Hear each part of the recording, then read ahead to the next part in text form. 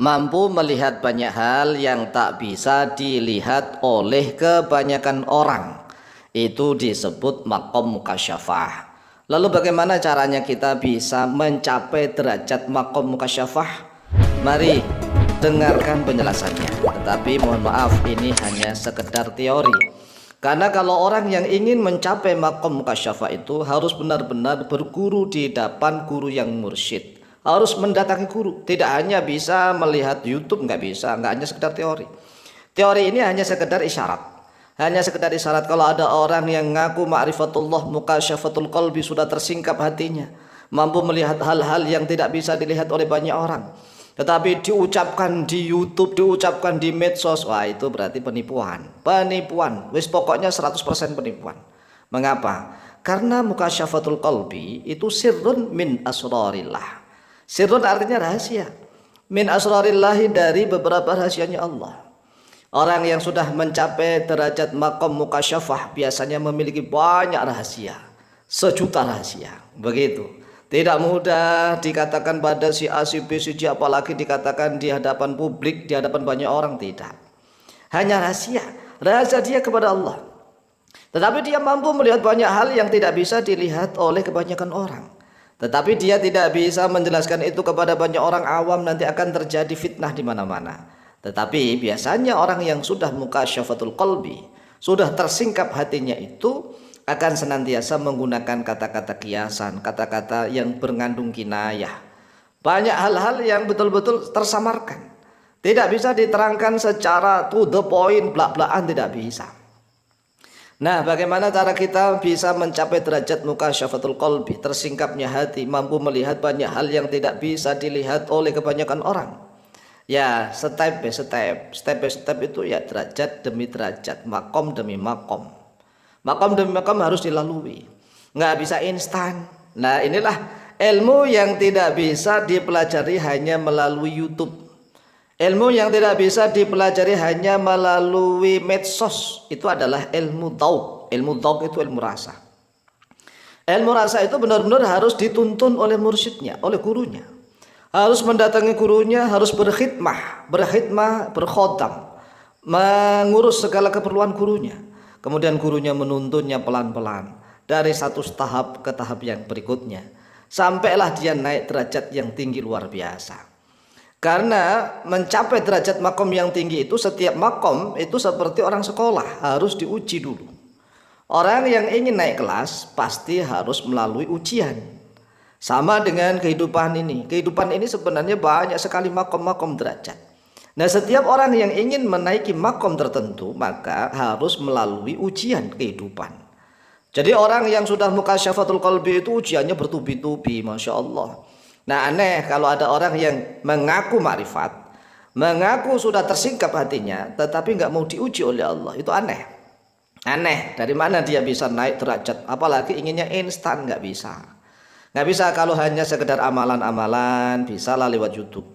Sah-sah, boleh-boleh. Bersanad-bersanad. Tapi kalau sudah menyangkut masalah ilmu ma'rifatullah, ilmu sirri min asrarillah, ini ilmu rahasia. Yang namanya rahasia, sekali lagi, itu nggak patut diungkap-ungkap. Nggak patut diungkap-ungkap. Wong itu namanya dzauq. Dzauq itu ilmu rasa. Bisa merasakan segala hal. Bisa melihat banyak hal yang tidak bisa dilihat oleh kebanyakan orang. Sebagaimana Rasulullah SAW dan oleh para ulama-ulama yang betul-betul menjadi wali-wali Allah. Tersingkapnya hati itu, Masya Allah, sangat menakutkan. Menakutkan. Karena mampu melihat di masyarakat, Masya Allah, seperti ini, di desa ini kok seperti ini, di kampung ini seperti ini, di kota seperti ini, dilihat semua. Tetapi rahasia dia tidak bisa mengatakan ini, nanti dia katakan gila. Jadi orang yang mukasyafatul qalbi itu nggak bisa ngomong sembarangan, karena banyak orang awam yang belum mampu untuk menerimanya, menganggap bahwa orang itu gila, kayak begitu. Seperti yang sudah-sudahlah. Oleh sebab itu, yang perlu kita pahami sekarang adalah salah satu nasihat guru kami. Tatkala kami dibimbing mursyid, seorang mursyid yang betul-betul arif billah, yang luar biasa. Beliau ngajak dialog kepada kami begini. Zaman dulu itu zamannya Imam Syafi'i, zaman para imam madhab, Kemudian zaman wali-wali Allah zaman dulu, zaman Imam Ghazali, Syekh Abdul Qadir Jailani, zaman Imam An-Nawawi, zaman Imam Suyuti, apakah sudah ada listrik? Kami jawab belum ada listrik. Zaman dulu itu nggak ada listrik, tetapi mengapa ulama-ulama zaman dulu itu mata hatinya sangat tajam luar biasa. Quran, hadis hafal. Bukan hanya Quran saja yang hafal, tetapi hadis juga hafal, ribuan hadis hafal. Bahkan mereka mampu menulis kitab-kitab yang sangat tebal, yang sangat banyak sekali. Nah, masalahnya zaman sekarang ini zaman terang benderang, zaman listrik. Zaman listrik apa-apa saja menggunakan listrik. Zaman listrik yang terang benderang mampu membuat banyak orang silau kedua matanya. Sehingga banyak orang yang gelap mata hatinya. Coba kita renungkan. Kebanyakan orang zaman sekarang ini lebih mengandalkan mata lahiriah atau mata batiniah. Ayo ngaku saja. Nah, kalau ingin berguru kepada kami, berat nih, berat. Harus mendatangi kami dan harus kami uji dulu. Harus uji dulu. Mengapa? Karena kalau dia sukses ujian akan naik derajat, akan naik lagi.